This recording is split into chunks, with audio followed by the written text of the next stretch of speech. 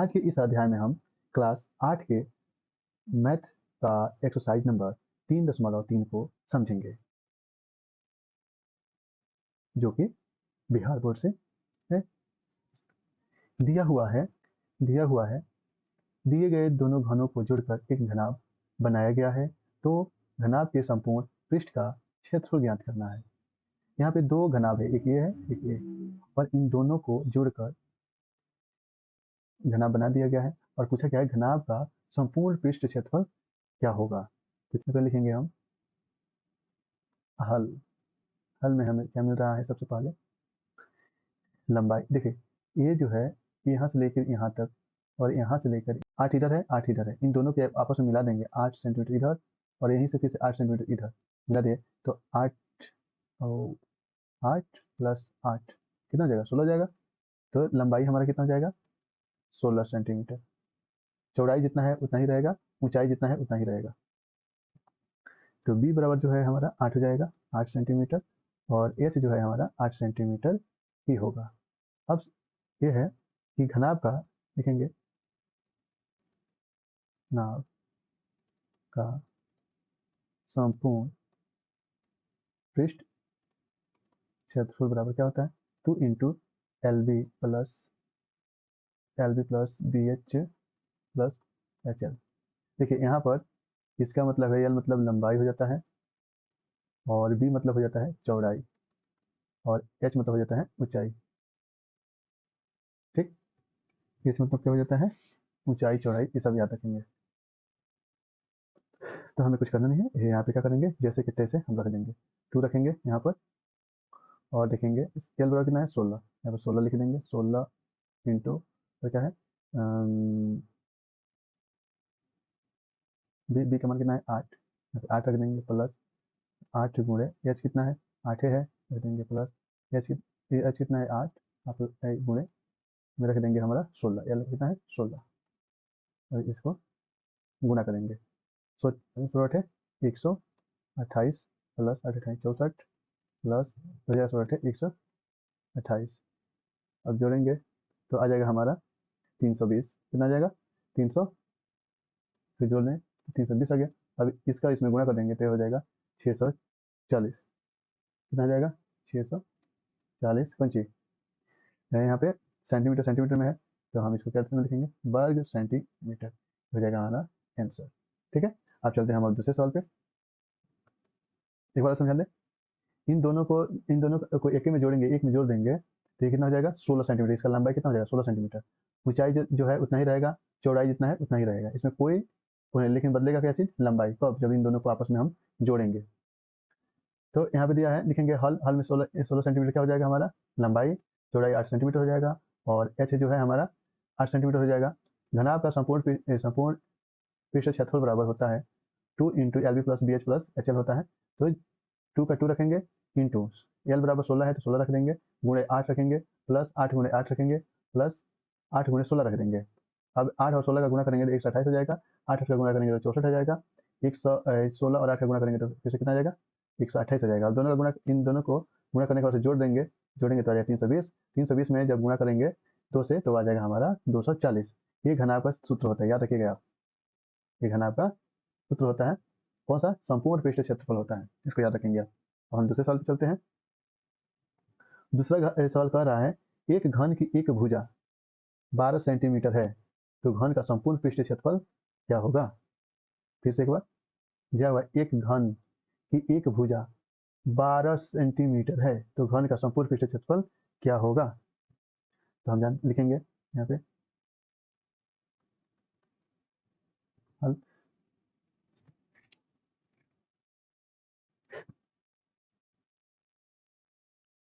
घन की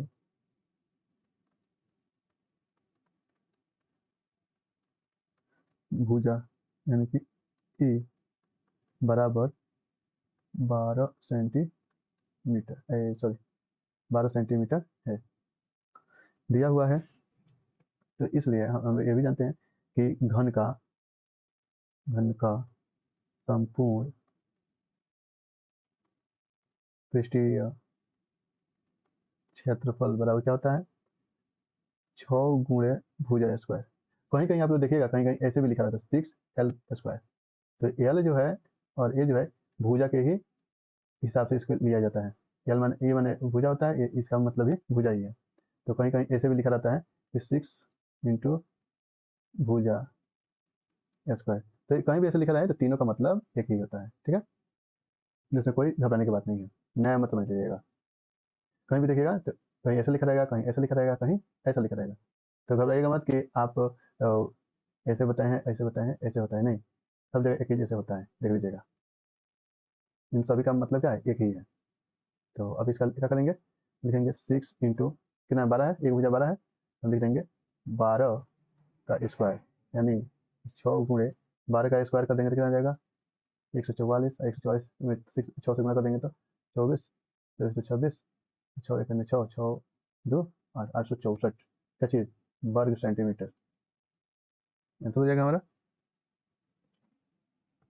वर्ग सेंटीमीटर हो गया। आ जाएंगे अगला सवाल पे। अगला सवाल कह रहा है एक घनाभागार पिंड की लंबाई 15 सेंटीमीटर है और चौड़ाई 14 सेंटीमीटर है एवं ऊंचाई 13 सेंटीमीटर है, तो पिंड का पृष्ठ क्षेत्रफल ज्ञात करना है। तो पिंड का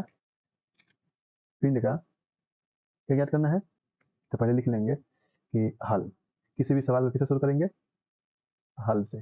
हल में लिखेंगे दिया है, क्या क्या दिया है भाई, तो लंबाई दिया है यानी कि यल बराबर कितना दिया है 15 सेंटीमीटर, चौड़ाई यानी कि बी दिया है हमारा 14 सेंटीमीटर, एच एच यानी दिया है ऊंचाई 13 सेंटीमीटर, 13 सेंटीमीटर दिया है। पूछा है पृष्ठ का क्षेत्रफल, पृष्ठ क्षेत्रफल पिंड का पृष्ठ क्षेत्रफल, तो लिख देंगे घनाभागार पिंड का पृष्ठीय क्षेत्रफल बराबर 2 × L B plus H B H plus H L बराबर हम रख देंगे यहाँ पे 2 × एल 15 × 14 प्लस 14 × 13 प्लस 13 × 15 जो रखेंगे 14 × 5 = 70 हासिल 7, 14 14 14 और 7 21 प्लस 42 के 2 हासिल 4, 14 14 14 4 18 प्लस 15 45 के 5 हासिल 4, आप 15 15 15 4 19 आ जाएगा। 2 रखेंगे 9 2 7 7 7 रख दिए यहाँ पे 9 8 17 17 1 18 18 रख देंगे 1 1 2 2 2 4 4 1 5 587 हो गया। गुणा कर देंगे तो 2 7 14 के 4 हासिल 1, 2 8 16 1 17 17 के 7 हासिल 1, 2 2 5 10 10 1 11 1174 वर्ग सेंटीमीटर हमारा आंसर हो जाएगा। ठीक, कितना जाएगा 1174 वर्ग सेंटीमीटर, ये वाला जो है हमारा आंसर हो जाएगा। ठीक है, आगे बढ़ते हैं। आगे दिया हुआ है कि ऐसे घनाभागार पिंड की भुजा ज्ञात कीजिए जिसकी पृष्ठ क्षेत्रफल 2400 वर्ग मीटर है। 2400 वर्ग मीटर है। ऐसे घनाभागार पिंड की भुजा ज्ञात कीजिए जिसकी जिसकी पृष्ठ क्षेत्रफल 2400 वर्ग सेंटीमीटर है। वेरी इजी है, देख लेते हैं। घनाभागार पिंड का पृष्ठ क्षेत्रफल बराबर दिया है, लिखेंगे दिया है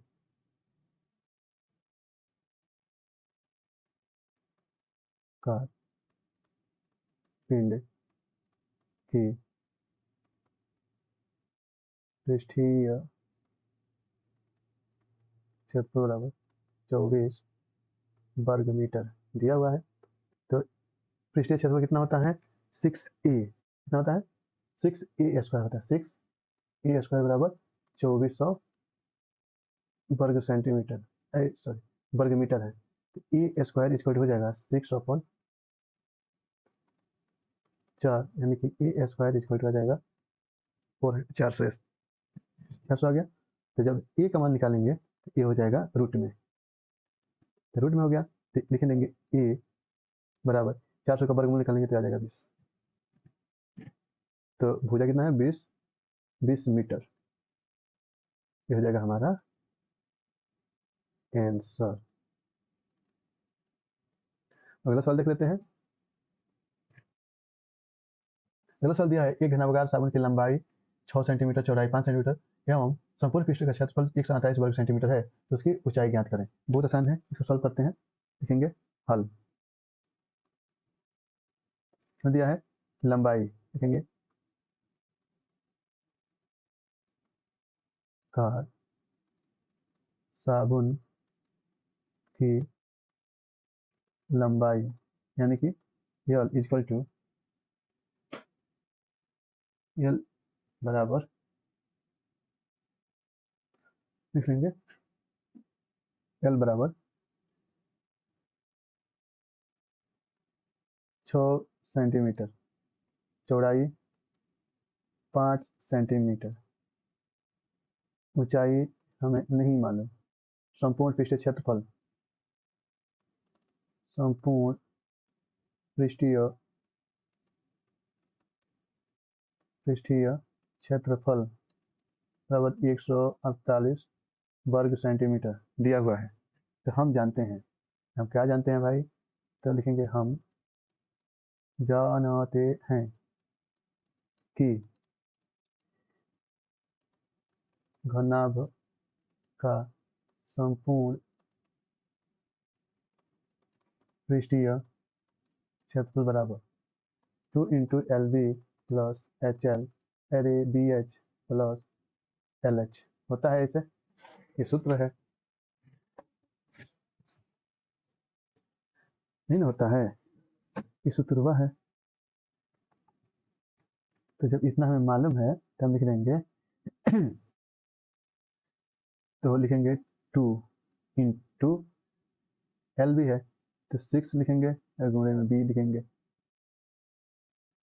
प्लस बी एच, तो बी तो मालूम है ही नहीं, लिखेंगे एच मालूम है ही नहीं, तो 5 बी का मान, बी का मान कितना 5 गुणे में एच प्लस, फिर से लिख देंगे एल का मान कितना है 6, अब एच का मान कितना है नहीं मालूम, बराबर 148 लिखेंगे। इसका ये हो जाएगा 30 प्लस हो जाएगा 5 5 5 11 एच बराबर 148, गुणा कर दीजिए तो हो जाएगा ये 60 प्लस 22 एच बराबर 148 हो जाएगा।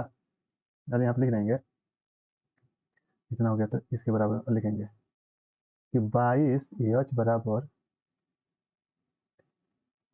यहाँ पे लिख देते हैं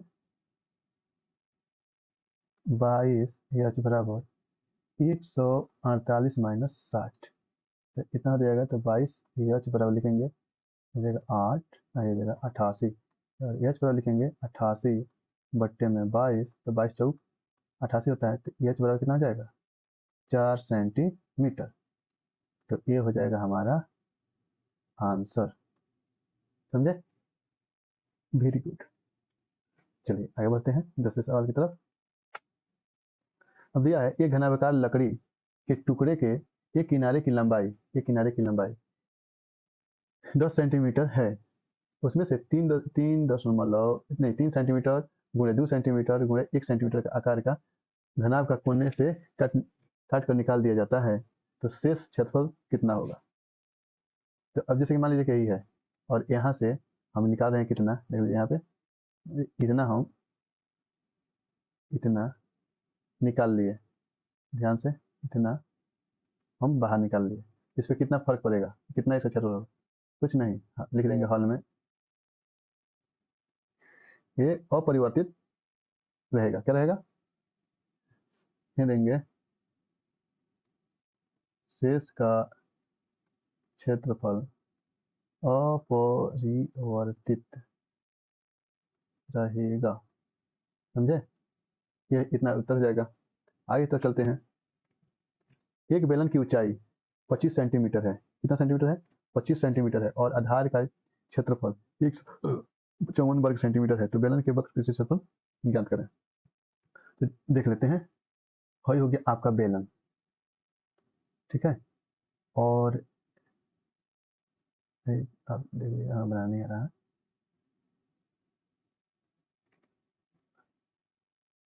यहाँ से जो इसकी लंबाई जो है वो है कितना 25 सेंटीमीटर, और आधार के यहाँ से आधार का जो क्षेत्रफल है वो है 154 वर्ग सेंटीमीटर, है ना। अब हम ये समझना है क्या होगा, दिया हुआ है कि देखेंगे हल में दिया है, क्या दिया है भाई, बेलन की ऊंचाई ऊंचाई 25 सेंटीमीटर और त्रिज्या नहीं मालूम है, ये दिया ही नहीं है, और आधार का क्षेत्रफल दिया हुआ है 154 वर्ग सेंटीमीटर दिया हुआ है। तो सबसे पहले हम क्या लिखेंगे, आधार का क्षेत्रफल बराबर, तो आधार का क्षेत्र क्या होता है, क्षेत्रफल बराबर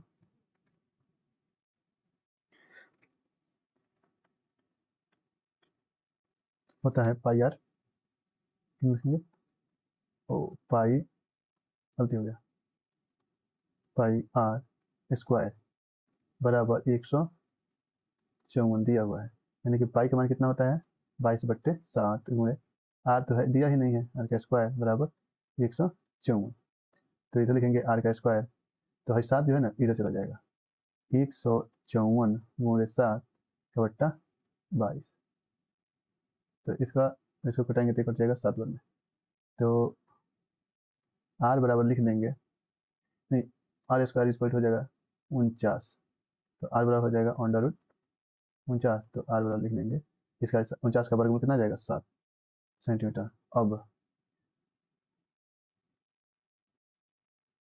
अब देखिए अलग हो गया, यहाँ पर समझिएगा। अब बेलन के लिए निकालेंगे, किसके लिए निकालेंगे, अब बेलन का वक्र पृष्ठ क्षेत्रफल,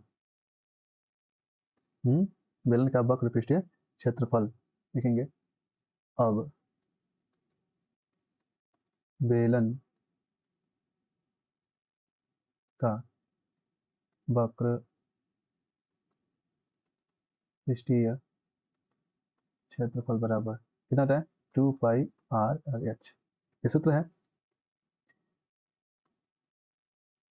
ये सूत्र है हमारा, लिख लेंगे, तो 2 का तो 2 रख देंगे, इंटू में 22/7 गुणे आर का मान कितना आया है 7 आ चुका है 7, और गुणे में एच कितना है 25 सेंटीमीटर है, 7 से 7 कैंसिल, 44 गुणे 25 हो जाए 25 चौको 100, 25 चौको 100, 1100 वर्ग सेंटीमीटर, ठीक है, 1100 वर्ग सेंटीमीटर, ये आंसर हो जाएगा। आगे चलते हैं, आगे में क्या दिया हुआ है, एक बेलनाकार लकड़ी की लंबाई और लंबाई 50 सेंटीमीटर है तथा आधार की त्रिज्या 14 सेंटीमीटर है, तो इसके संपूर्ण पृष्ठ का क्षेत्रफल ज्ञात करें।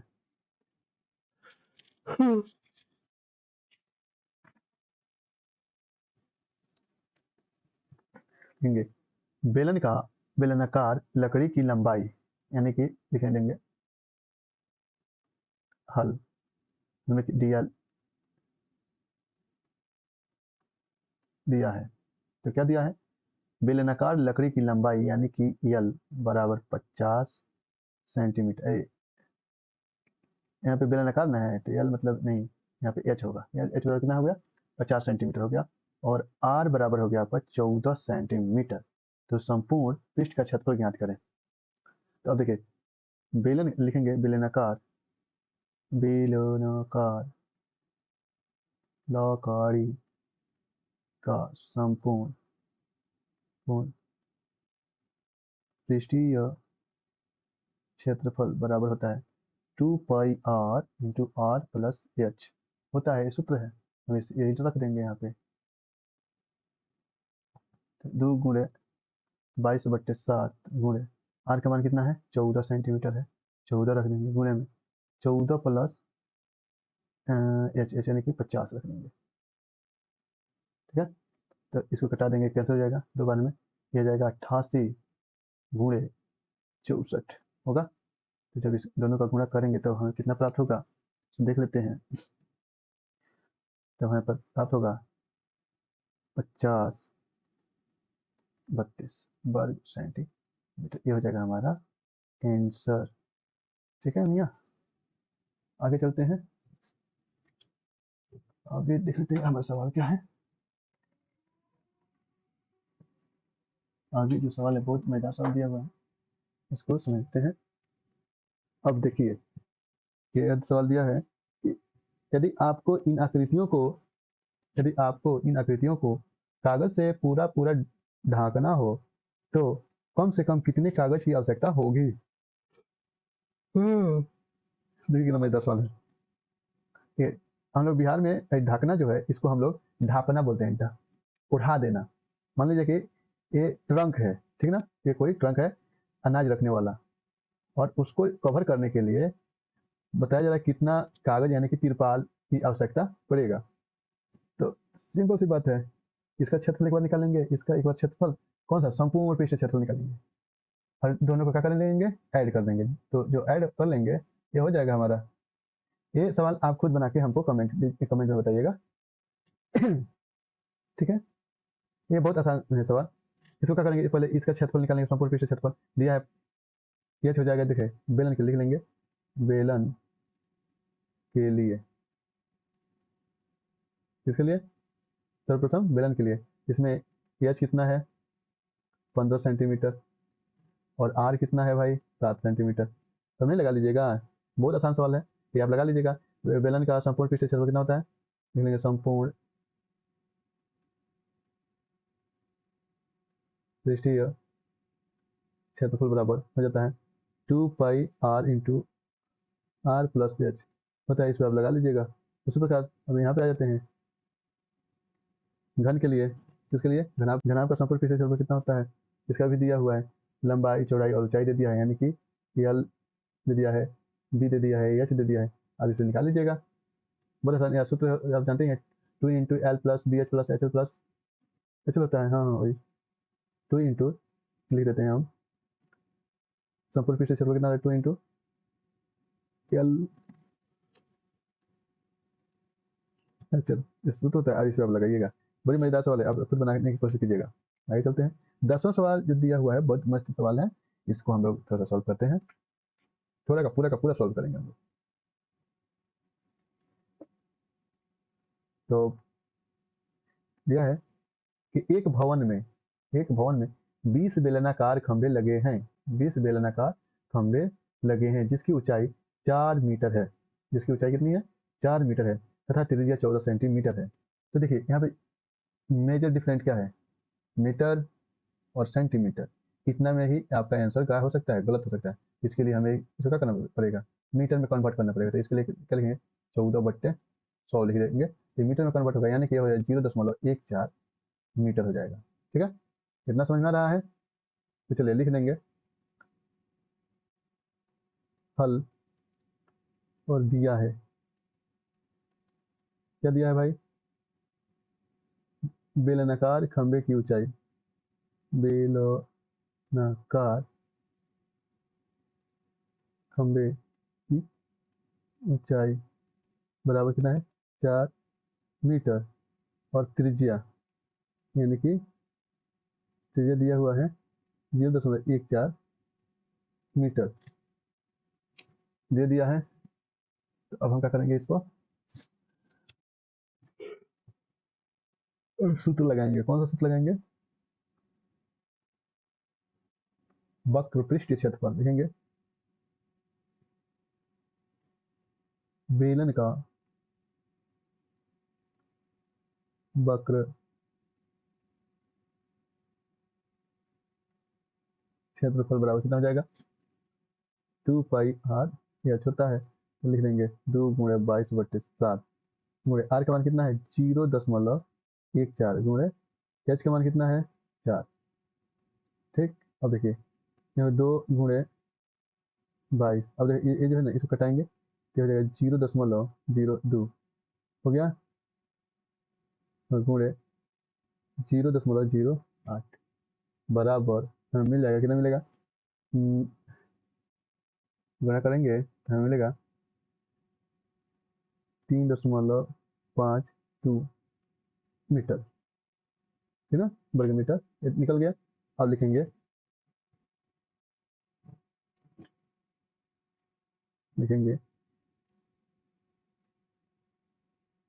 ये कि एक खंभे की 4 रुपये प्रति वर्ग मीटर की दर से वक्र पीछे क्षेत्रफल हम रंगाई करने का खर्च क्या करेंगे। लिखेंगे एक खंभे की रंगाई का खर्च बराबर 3.52 गुणे 4 बराबर 4 दूना 8, 4 पचे 20, 4 तिया 12 और 12 दो 14, यानी कि आ गया आपका 14.80। तो अब लिखेंगे इसलिए विश्व खंभों की रंगाई का खर्च बराबर 20 गुणे 14.08, कितना 14.08 गुणा करेंगे तो हम कितना पाते हैं देख लेते हैं। 281.6 ₹25 ये हो जाएगा हमारा, ठीक है। तो अब हम फिर से मिलते हैं अगले वीडियो में, तब तक के लिए धन्यवाद। जय हिंद, जय भारत।